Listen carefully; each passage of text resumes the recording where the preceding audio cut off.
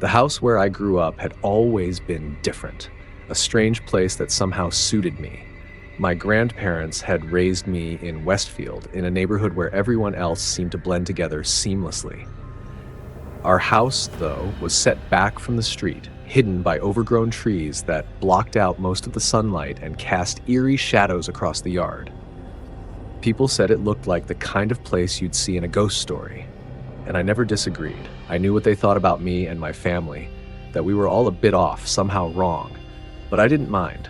It was better than pretending to fit in. School was the same story. I'd sit alone at lunch watching the other kids in their little groups, laughing, talking. They'd glance my way sometimes, exchanging whispers and smirks, and I'd see their pity, maybe even a hint of fear. Over time, I'd learned not to care. My world was different from theirs. I carried a cane, a relic from my grandfather, carved from dark wood and capped with a silver wolf's head. To me, it was more than just a walking stick. It was a reminder of where I came from, a symbol of strength and resilience. But to them, it was just another reason to look at me like I was strange. Despite everything, I managed to make a few friends. There was a group I hung out with sometimes, not that I ever felt fully included. We had some shared interests, mostly books and movies that the others thought were too weird or dark. They didn't mind my silence or the way I'd get lost in my thoughts. But even among friends, I always felt like an outsider, like there was some invisible line that kept me apart. And as time went on, I could sense them pulling away. They'd started whispering too, throwing uneasy glances in my direction. I knew what they were thinking. Maybe they'd always thought it. I was becoming unsettling to them. Then there was Emily. I don't know exactly when I first really noticed her, but she'd become something of an obsession. Emily was beautiful, in a quiet, understated way, with a smile that was warm and genuine. She was one of the few who hadn't laughed at me or given me that look everyone else did. I'd watch her from a distance, just enough to catch glimpses of her life, her world. There was something magnetic about her, something that made me feel alive. But I wasn't the only one. She had a boyfriend, Josh, and I hated the way he put his arm around her like he owned her. Sometimes I'd see them together, laughing, completely oblivious to the world around them and to me. I'd feel this tightness in my chest, this almost unbearable urge to make him disappear, to erase him from her life. I knew it sounded crazy, but in those moments, I didn't care. It all came to a head at the Halloween party. The gym was filled with cheap decorations, fake spider webs, plastic skeletons, carved pumpkins flickering with LED candles. Everyone was dressed up, masks covering faces, transforming the familiar into something eerie and strange. I stayed at the edge of the crowd, clutching my cane, trying to melt into the shadows. But then Brad noticed me. Brad was the kind of guy who thrived on picking apart the weak, the different. He'd never left me alone. That night, he was dressed as some kind of superhero, the perfect costume for someone who saw himself as invincible. I tried to ignore him, focusing instead on Emily across the room. But Brad wasn't having it. He crossed the room, smirking, and began his usual taunts, louder this time, hoping to get a rise out of me. I could feel the weight of everyone's eyes on us. Brad's voice echoed through the gym, his words dripping with mockery as he tore into me.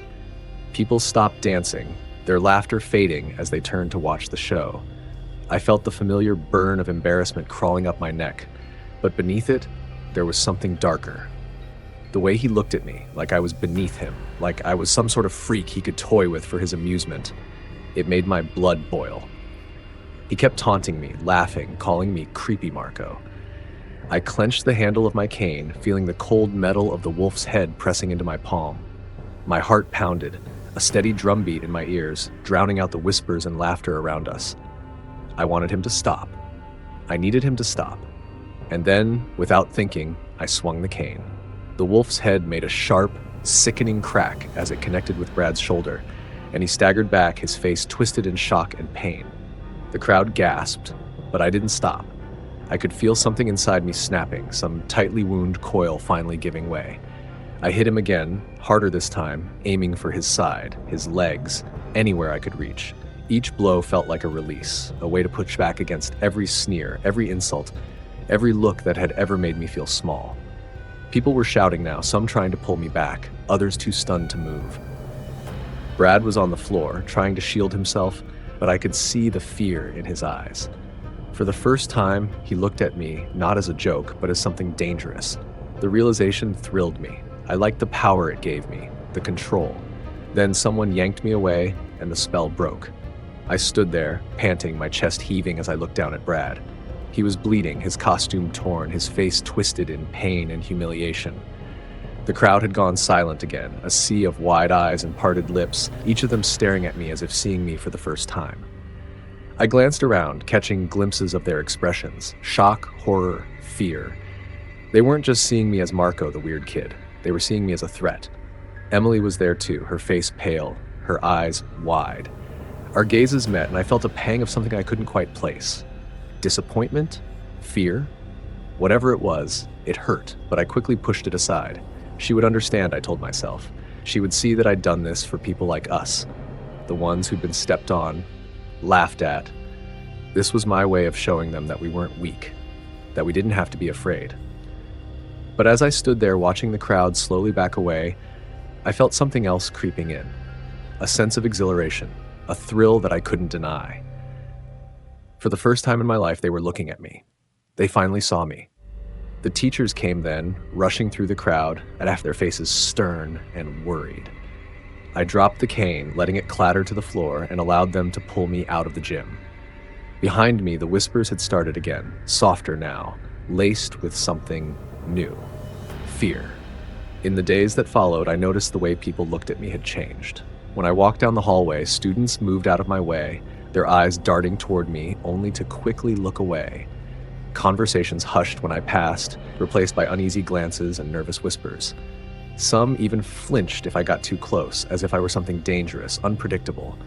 But strangely, I liked it. The whispers followed me everywhere. I became something else in their eyes, an unpredictable threat, a ticking time bomb. The silence, the stares, the way people stepped aside as I passed, it felt powerful, almost intoxicating. But there was one face in the crowd that haunted me, that kept pulling me back into a darker place: Emily's. Every time I caught her gaze, there was something there, something that twisted inside me. I wanted her to understand, to see why I'd done what I'd done, but now there was only fear in her eyes. One day, I saw her with Josh.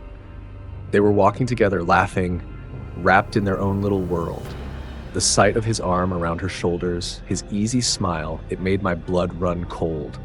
I felt the weight of the wolf-headed cane in my hand, an urge building inside me to do something, to make him disappear from her life. That's when I realized how far I'd gone, how deep my obsession had sunk its claws into me. I started watching Josh, learning his routines, figuring out when he was alone. It was a way to keep him close without acting. At least, that's what I told myself. But in the back of my mind, I knew what I was planning. I told myself I'd only confront him, that I'd talk sense into him, make him realize he was wrong for her. But the more I watched, the darker my thoughts grew. One evening, I finally cornered him behind the school gym. It was late, and the shadows stretched long over the empty field. He was alone, just as I'd planned. I approached, the cold metal of a garden shovel I'd taken from home clutched tightly in my hands. He turned, surprise flickering across his face before it was replaced with a wary expression. "Marco," he said, trying to keep his voice steady. "What are you doing?" I took a step closer, feeling a strange calm wash over me. "You don't deserve her, Josh," I said softly, the words slipping out like a promise. "You don't know what she needs. You don't know her like I do." He took a step back, his eyes widening as he glanced down at the shovel in my hands. "Listen, man, you need help. This isn't normal." His words only fueled the anger simmering inside me. I lifted the shovel, feeling its weight, the power it gave me. "Stay away from her, or I swear I'll make you disappear." Josh's face went pale, his hands held up defensively. All right, he said quickly, his voice shaking. I won't go near her, okay?" I could see the fear in his eyes, the way he believed me. It felt satisfying, thrilling even, to have him at my mercy. But as I lowered the shovel, something shifted inside me. A cold realization, a hollow emptiness where that thrill had been moments before. This wasn't power. This was desperation. Josh backed away, throwing one last horrified look over his shoulder before disappearing into the darkness. I stood there, alone in the quiet, the weight of what I'd done pressing down on me.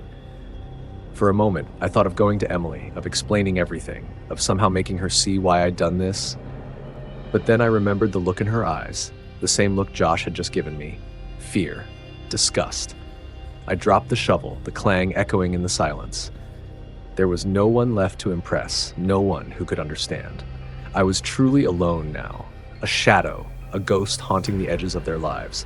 I turned and walked away, disappearing into the night, knowing that nothing would ever be the same again.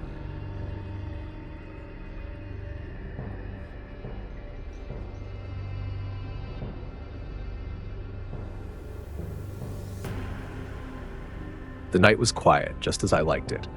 Living in this small, tucked-away town had offered me a sanctuary from everything I'd left behind. No reminders of the past, no chance encounters with people who still saw me as I was. Here, I was simply Emily, a woman who enjoyed the solitude, the calm rhythm of days that passed without incident. It was my chance to breathe, to believe I was finally safe. I'd grown comfortable, almost carefree in my little house surrounded by trees. It was cozy, with warm, soft lights in every room and windows that let the sunlight pour in during the day. On evenings like this, I'd curl up with a book or sometimes just listen to the faint rustle of the leaves outside. It was my ritual, the way I unwound and reminded myself that life was good here, that I'd made it out of that twisted chapter and into something better. But then the phone rang. It was late, far past the usual time for anyone to call. I almost didn't answer, thinking it must have been a wrong number, or maybe some kind of robocall. But something, a gut feeling I couldn't quite ignore, made me pick it up. "Hello?" I said, my voice a little wary. Nothing. Just silence. I could hear faint static on the other end, but no voice, no breathing, nothing that indicated a person was there. I waited a few seconds longer before I hung up, assuming it was some mistake. But as I set the phone down, a chill ran through me, a bee-end lingering long after I'd dismissed the call. The next night, it happened again. The same unknown number, the same heavy silence. I listened, waiting, almost daring the silence to break. But it never did. Just that blank, empty nothingness on the other end. This time, a cold trickle of anxiety seeped into my thoughts. It felt familiar, like an echo from another life. But I shook it off, telling myself it was just a coincidence. It had to be. Over the next week, the calls came sporadically, each one bringing with it a creeping unease I couldn't fully explain. By the third call, I'd started to dread the sound of the phone ringing. It echoed through my quiet home like an intrusion, a reminder that maybe I wasn't as safe as I'd thought. The silence on the other end began to feel heavier, more intentional, as if whoever it was wanted me to feel their presence without saying a word. I tried to ignore it, but my sleep became restless, haunted by fragments of memories I thought I'd buried. I found myself double-checking the locks, peeking out the windows before bed, feeling eyes where there were none. My world, once peaceful, was beginning to feel fragile, like glass that could shatter with just a little more pressure. One night, as I lay in bed staring at the ceiling, I wondered if it was him. The thought was so sudden, so absurd, that I laughed out loud, a hollow sound in the dark. It had been years since I'd left. Marco had no way of finding me, no trail, no clues. I'd made sure of it. The calls didn't stop. In fact, they became more frequent, almost as if the silence on the other end was growing bolder, more confident. Each time I'd pick up the phone, my pulse quickening, hoping for any sign, a voice, a name, anything that would tell me this was just some random prank. But there was nothing, just the faint static hum, like someone was listening, waiting. It was a Tuesday night, late enough that the streets outside were empty and quiet. I was sitting by the window, watching the shadows cast by the trees sway under the streetlights, trying to shake off the lingering anxiety that had now taken root in my mind. My phone rang again, startling me. My hand trembled as I reached for it, and I hesitated, fighting the urge to ignore it. But I couldn't. I needed to know, needed to face it, even if it was just another bout of silence. "Hello?" I whispered, my voice barely audible. Nothing at first, just the hum of static, that familiar blankness. But then, just as I was about to hang up, I thought I heard something, a faint, almost inaudible sound like breathing. It was slow, deliberate, as if whoever was on the other end wanted me to hear it. My blood ran cold, and my mind raced back to the past, to all the times Marco would stand just a little too close, his breath a constant, unnerving presence. I slammed the phone down, my hands shaking. My heart was pounding so hard I thought it might burst. I told myself it couldn't be him. It was impossible. I'd left him and that life behind years ago. He had no way of finding me here, no way of knowing where I'd gone. But the thought burrowed into my mind, planting seeds of doubt that grew with each passing hour. The next day, I decided to reach out to my family. I hadn't told them much about the calls, didn't want to worry them, but now I needed to know if they'd received anything strange. When I called, my mother's voice sounded tired, a little wary. She listened as I explained, her silence stretching between my words. Then she said, "Emily, I didn't want to alarm you, but a few days ago someone tried to reach us. They didn't say who they were, just asked if we knew where you were." My stomach dropped, and I clutched the phone tighter, feeling the room spin. "Did he say anything else?" I asked, my voice a tight whisper. "No," she replied, "but he called a few times. When we didn't answer, he left a message. It was strange, just silence, but you know when you feel someone on the other end?" She trailed off, as if trying to avoid the obvious. I nodded, even though she couldn't see me. I knew exactly what she meant. That feeling had haunted me for days now, a gnawing sensation that someone was out there, lurking just beyond my reach. I felt exposed, vulnerable. All this time I'd believed I was free, that I'd escaped. But now, the past was bleeding into my present, refusing to be silenced. That night I couldn't sleep. Every shadow seemed to stretch and twist. Every small sound made my heart race. I kept thinking about Marco, about the last time I'd seen him, his face twisted with something dark, something that had frightened me even then. I'd thought I could leave it behind. I'd thought he would forget, move on. But deep down, I'd always known that wouldn't happen. Marco didn't forget. And he certainly didn't let go. The days that followed were filled with an eerie quiet, as though the world itself was holding its breath. I waited, tense for the phone to ring again, but there was only silence. My mother hadn't heard from him since, and my friends hadn't noticed anything unusual. I tried to convince myself that maybe it was over, that he'd given up. But the thought didn't bring the comfort I'd hoped for. The quiet felt wrong, like the calm before a storm. One night, as I was getting ready for bed, the phone buzzed with a new message. My heart skipped a beat as I unlocked it, expecting to see another blocked number, another empty, silent message. But it wasn't. This time, it was a photo.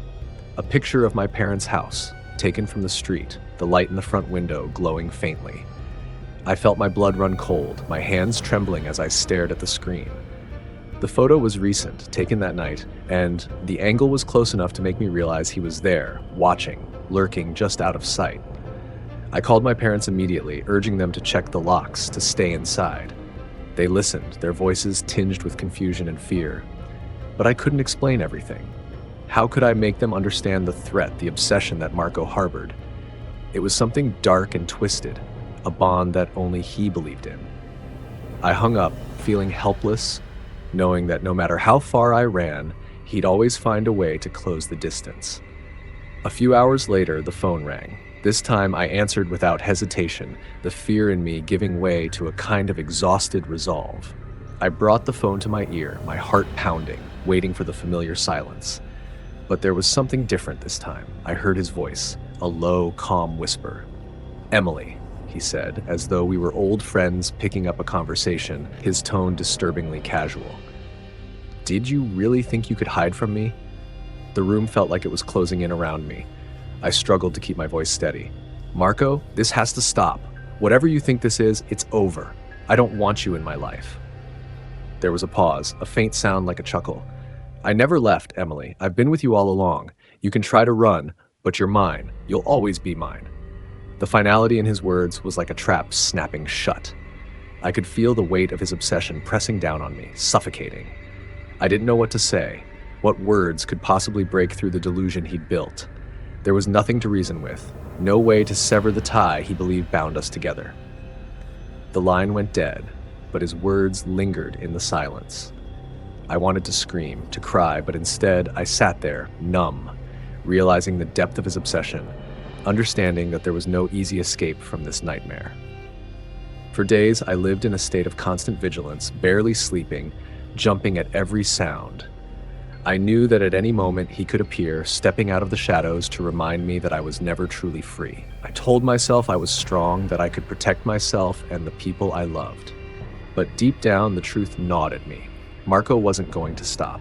No matter where I went, no matter how far I ran, he would always be there, watching, waiting, his twisted love consuming everything I tried to build. And so I live each day with the dread of an uncertain future, knowing that Marco's shadow will always linger, just out of sight, a reminder that some bonds can never be broken.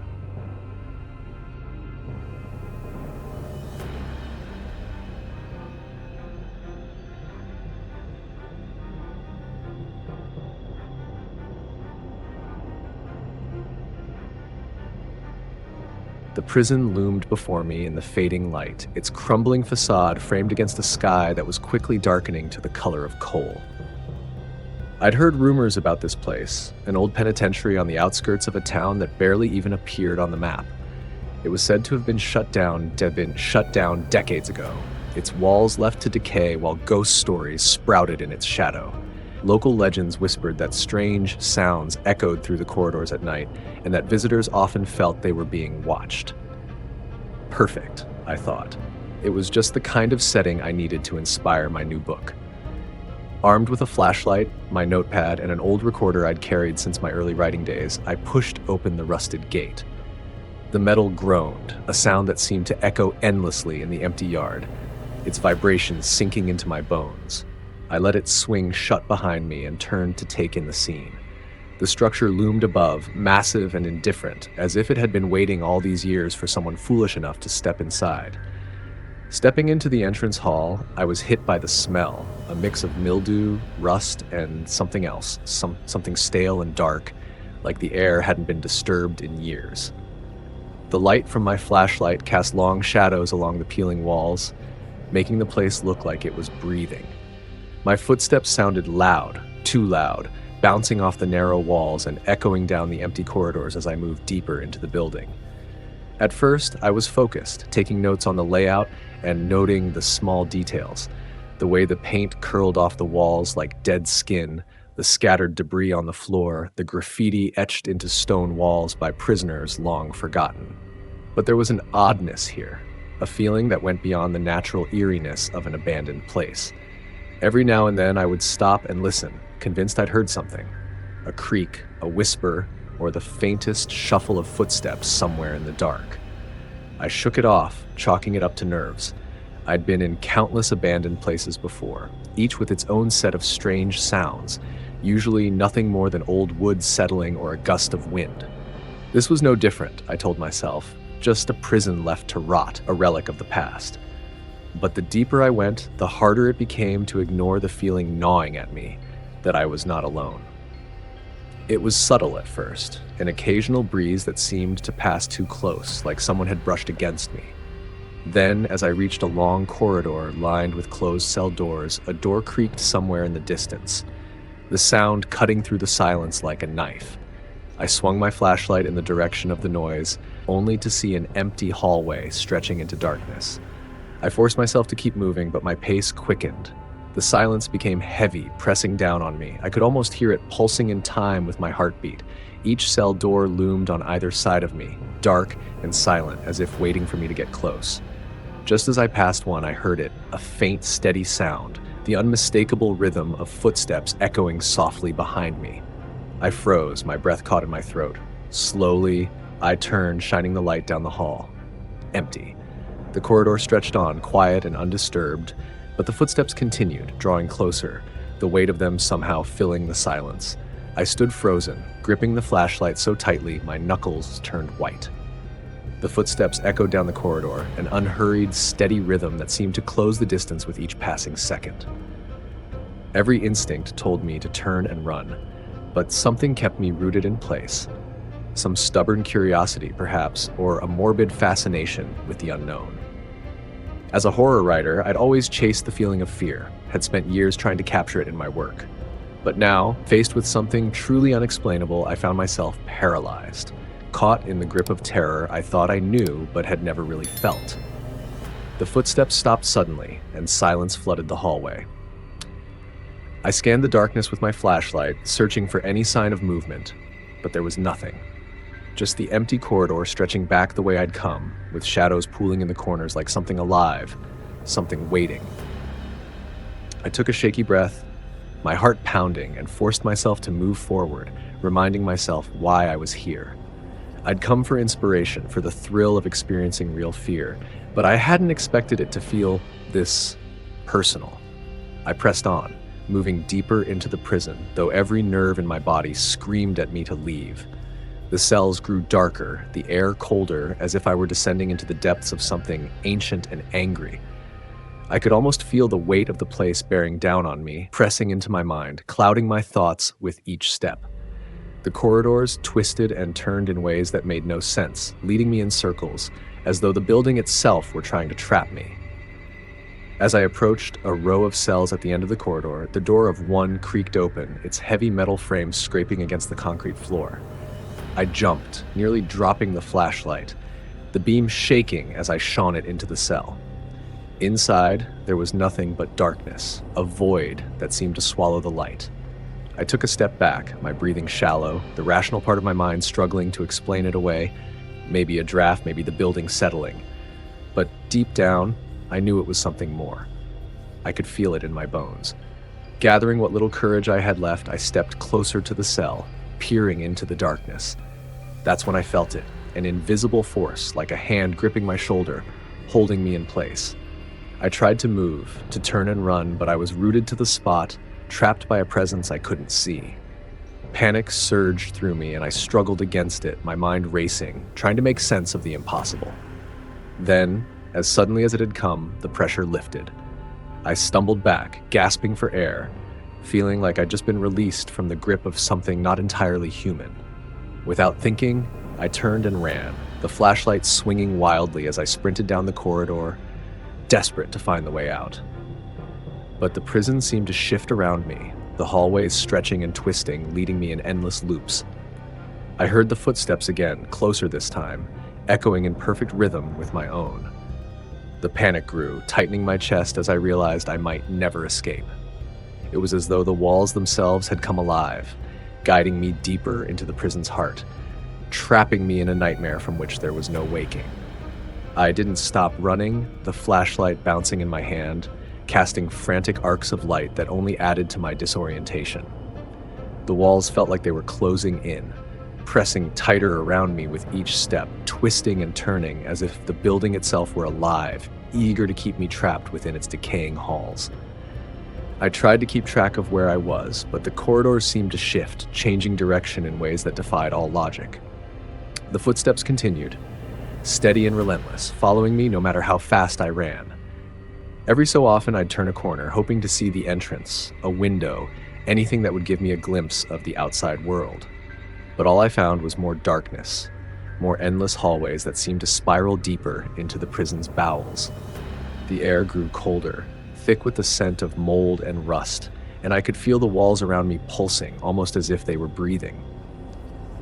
Then up ahead, I saw it, a faint light glinting through the bars of a distant cell. I slowed, hope flaring in my chest, thinking maybe I'd finally found my way out. But as I approached, the light flickered, casting an eerie glow that illuminated the room in brief, haunting flashes. Shadows seemed to writhe within, shifting and twisting as though alive, but there was no sign of an exit, only the oppressive weight of darkness pressing in from all sides. I forced myself to look inside, drawn by a sick curiosity. In the brief light, I could just make out a figure, its form indistinct, more shadow than flesh, hunched in the corner as if waiting. I froze, feeling its gaze on me, a cold, calculating presence that sent a shiver through my entire body. The light vanished, plunging the cell back into darkness, but the sense of being watched remained, heavier and more oppressive than before. I stumbled back, the reality of my situation settling over me like a suffocating weight. I was trapped. No matter which way I turned, the prison seemed to twist and stretch, its walls merging into an endless labyrinth that defied all reason. The footsteps were louder now, echoing from every direction, as if the very shadows were alive, closing in on me. Desperate, I turned and ran again, forcing myself forward, willing myself to find a way out. I barreled down corridor after corridor, each one blending into the next, until finally, mercifully, I saw the faint outline of the entrance ahead. My heart surged with relief, and I sprinted toward it, hardly daring to believe I'd found my escape. I burst through the doors and out into the open air, gasping, my legs nearly giving out beneath me. I didn't stop to look back, didn't pause to catch my breath. I just kept running, putting as much distance as I could between me and that forsaken place. When I finally slowed, I found myself in the middle of the empty field, the prison looming in the distance like a dark, silent tomb. But as I turned to look, it was gone. The building, the gates, the entire structure had vanished, leaving nothing but an empty stretch of land under the night sky. I staggered back, my mind reeling, struggling to make sense of what I was seeing, or rather what I wasn't seeing. The prison that had trapped me, the place I'd just escaped, was nowhere to be found, as if it had never existed at all. For days afterward, I tried to find records, some evidence that the prison had been real. But every search led to dead ends. Every record came up empty. It was as if the building had been wiped from existence, leaving no trace behind. And yet, even now, I feel it.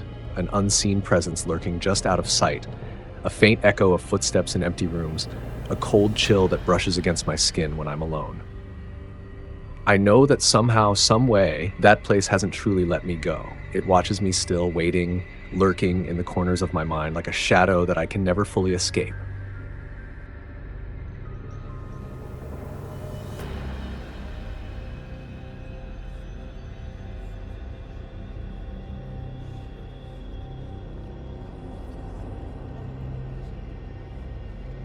Looking back, it's hard to pinpoint when everything started to feel wrong. I guess you could say it began as most things do, quietly, with small details that didn't seem to matter. Marco was just another kid in my high school, someone who drifted around the edges of my circle of friends. He was the kind of guy who rarely made eye contact, always seemed to hang back just a bit, watching more than participating. There was something about him that was almost forgettable, like he could slip in and out of places without anyone noticing. Back then, I thought it was innocent. I didn't pay much attention to him, and when he started talking to me, I figured he was just a little shy, a little awkward. It wasn't unusual for people to have quirks, especially in high school. We were all trying to find ourselves, experimenting with who we were. He'd approach me between classes or wait by my locker, asking about books I was reading or commenting on the music I liked. It was flattering, in a way, that someone seemed to pay attention to me with such intensity. But then the messages started. At first, they were simple, friendly even. He'd text me after school, asking about my day or sharing random thoughts. It was easy to brush it off, to think he was just trying to be friends. He was harmless, or so I told myself. But the frequency of his messages grew, filling my phone with notifications at all hours of the day and night. When I didn't respond immediately, he'd send follow-ups, asking if I was mad or if he'd done something wrong.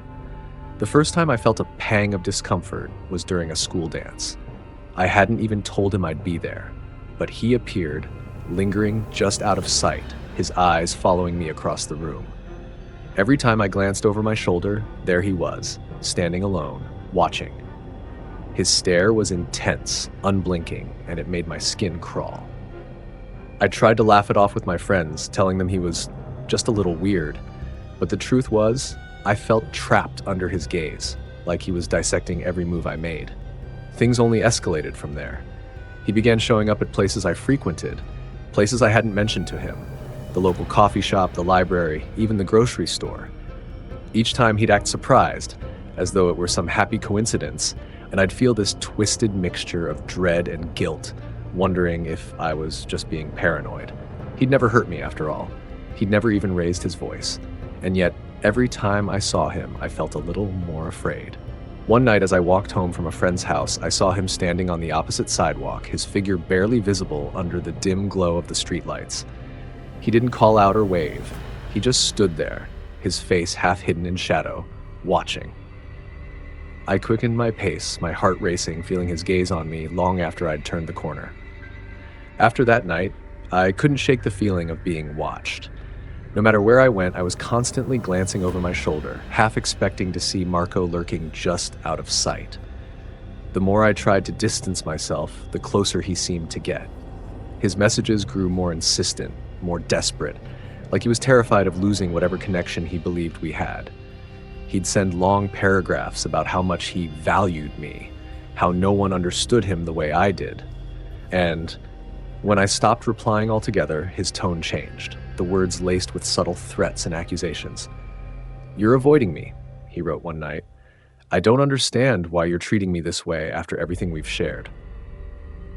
But we hadn't shared anything. That was the unsettling part. Everything he felt seemed to exist in some twisted world of his own making, one where every look, every conversation was proof of something deeper. And the more I tried to ignore him, the more he pushed. He started reaching out to people around me, asking them about my whereabouts, insinuating things that left them confused and concerned. My friends began to notice his behavior too. They'd catch him hovering around corners, appearing in places that didn't make sense, like he'd gone out of his way just to be near me. A few of them confronted him, telling him to back off, but he'd just laugh, saying they didn't understand our connection. I felt my world closing in, my once safe spaces tainted by his presence, his eyes always somewhere, watching, waiting. The breaking point came one afternoon during the last week of school. I was at my locker, gathering my things, when he appeared beside me, his face pale, his eyes hollow with an intensity that made my stomach twist. I tried to ignore him, keeping my focus on my books, but he leaned in closer, his voice barely a whisper. "Why are you pushing me away?" he asked, his tone almost pleading, but there was something else beneath it, a threat lurking just below the surface. "I know you don't really want to. I know you care deep down. You just need to admit it." I felt the weight of his presence pressing down on me, suffocating. My heart pounded as I turned to him, forcing myself to look him in the eye. "Marco, this has to stop.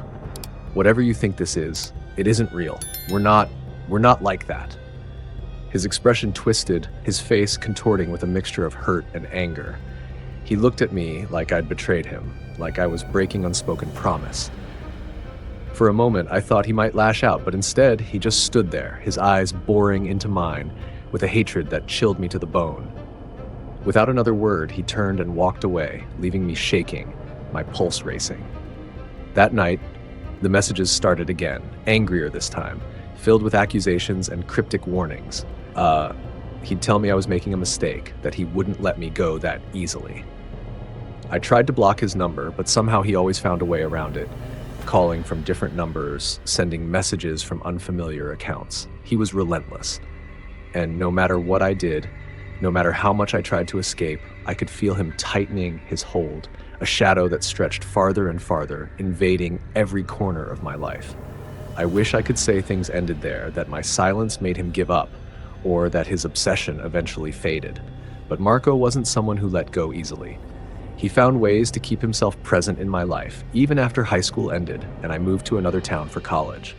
For a while, I thought I'd finally escaped him. New places, new people. It felt like a fresh start. But every so often, there'd be reminders. A message from an unknown number, a friend request from a profile with no picture, or a fleeting feeling that I was being watched. I tried to tell myself it was just paranoia, shadows of an old fear clinging to me. But that reassurance shattered one night when I received a package at my apartment. It was simple, just a small box left on my doorstep with no return address. Inside was a photograph from high school, one I didn't remember taking. It was of me, laughing with friends in the cafeteria, completely oblivious.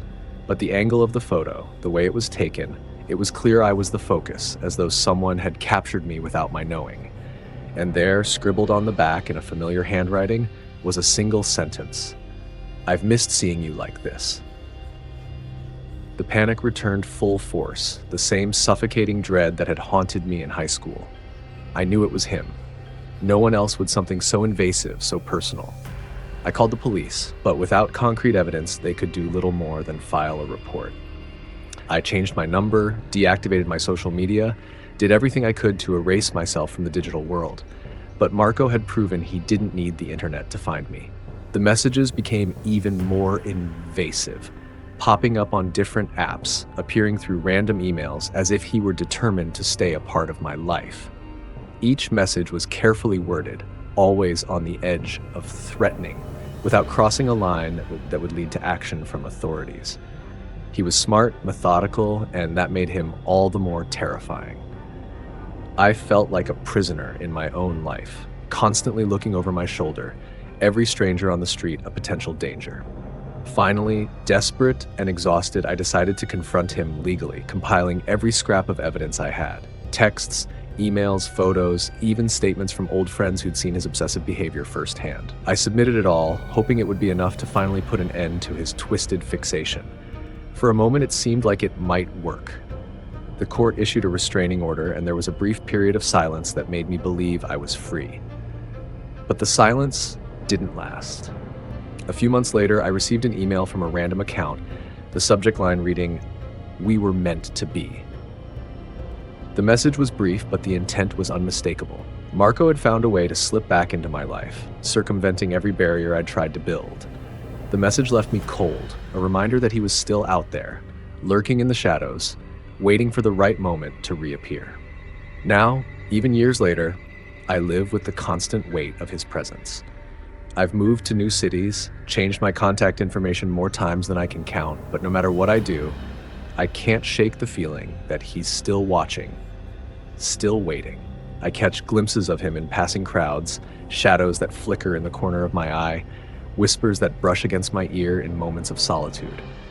And in those quiet moments, I wonder if he'll ever truly let me go, or if he'll always be there, lurking just beyond the edge of my world, a ghost I can never outrun.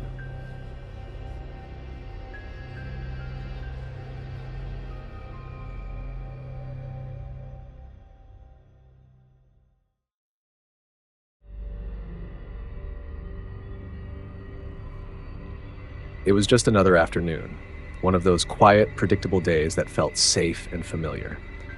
I was on my usual route to my friend's house, a path I'd walked so many times that every corner, every house along the way felt like part of my own backyard.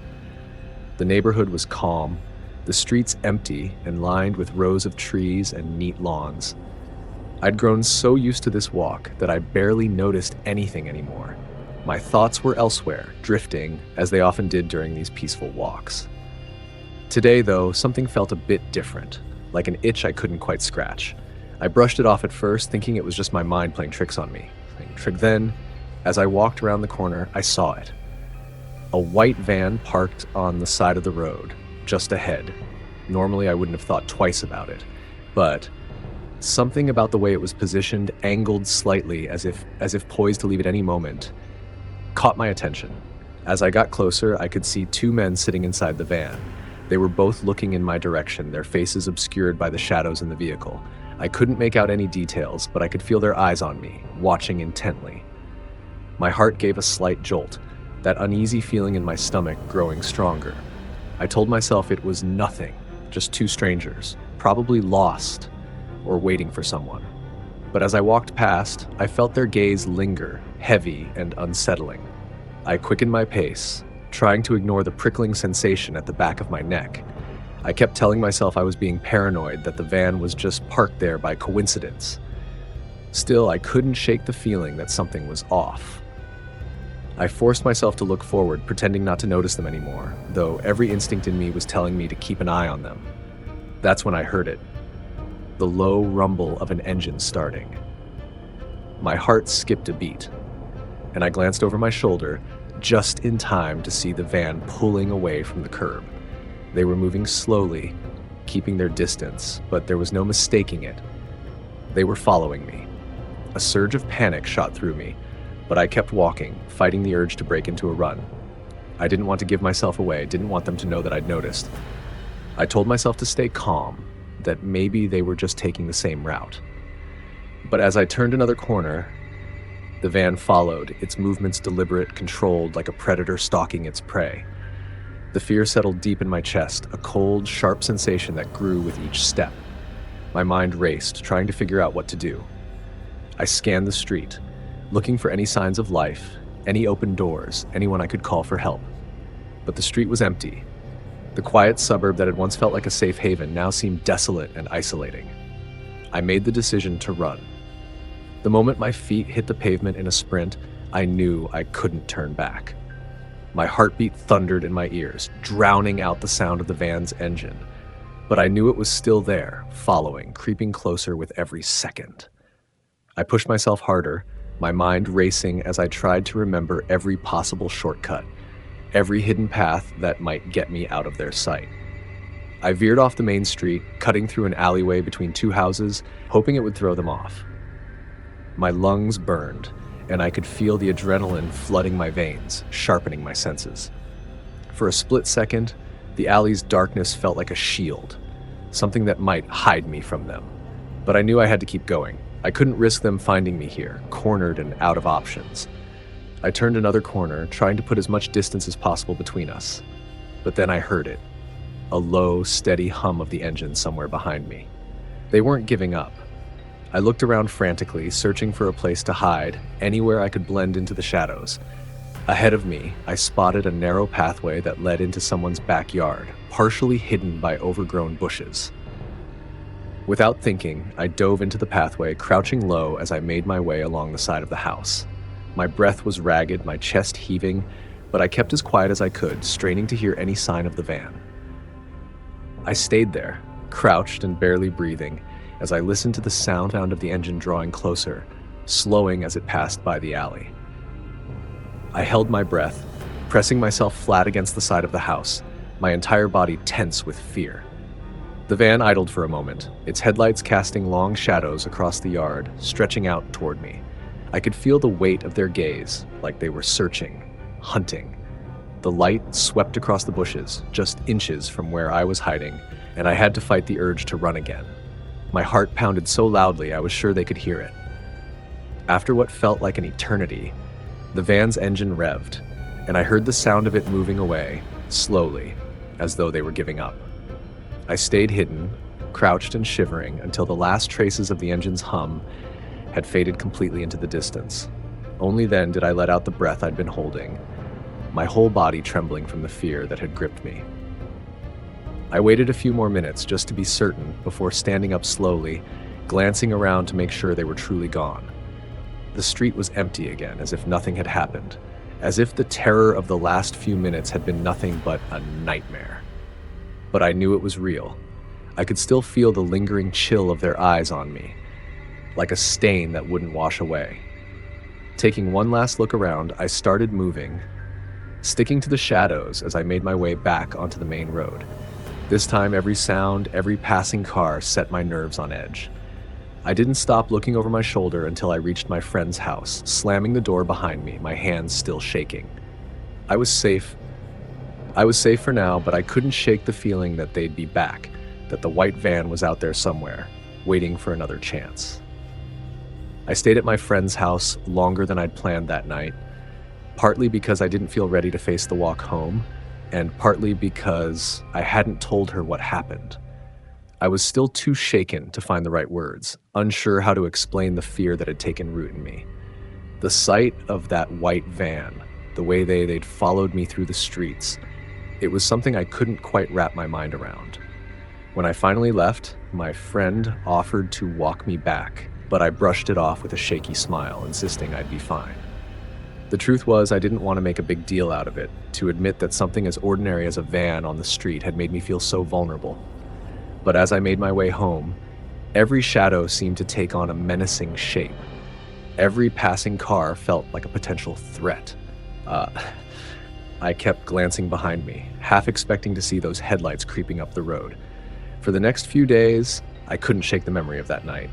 I went through my routines as usual, but with a heightened sense of awareness, my eyes always scanning the streets, my nerves frayed. The white van lingered in my mind, a symbol of a threat that felt both distant and unbearably close. Every time I walked anywhere alone, I could feel its presence, as if it were lurking just around the corner, waiting. Then, a few weeks later, the news broke. It was all over town. A pair of men had been arrested in the next city over, both suspected of multiple attempted kidnappings. They'd been following a similar pattern, driving around in an unmarked white van, targeting young women walking alone. The police report detailed how they'd approached their victims, following them just close enough to instill fear before making their move. The moment I read that report, my stomach twisted and a cold chill swept over me. I knew it was them. The realization hit me hard, the truth sinking in with an almost physical weight. I hadn't been imagining it, hadn't been paranoid. Those men had been following me, hunting me, and I'd only just managed to escape. The fear that had simmered in the background since that night flared back up, sharper than before. I couldn't help but replay every moment in my head, the sound of their engine rumbling behind me, the sight of their shadowy figures watching from the van. I'd been lucky, but the knowledge of how close I'd come to being one of their victims left me shaken, unable to fully trust the safety of my world. From that point on, the sight of a white van, any white van, sent a spike of fear through me. It became a permanent fixture in the back of my mind, a symbol of a danger that could be hiding in plain sight. I was no longer the carefree girl who walked the quiet streets without a second thought. That night had taken something from me, replacing my sense of security with a wariness that would never quite fade. Even now, years later, that van lingers in my memory, a reminder of the thin line between safety and threat. It's a fear that has shaped me, a quiet alertness that keeps me vigilant, aware of every sound, every shadow, every pair of eyes that might be watching.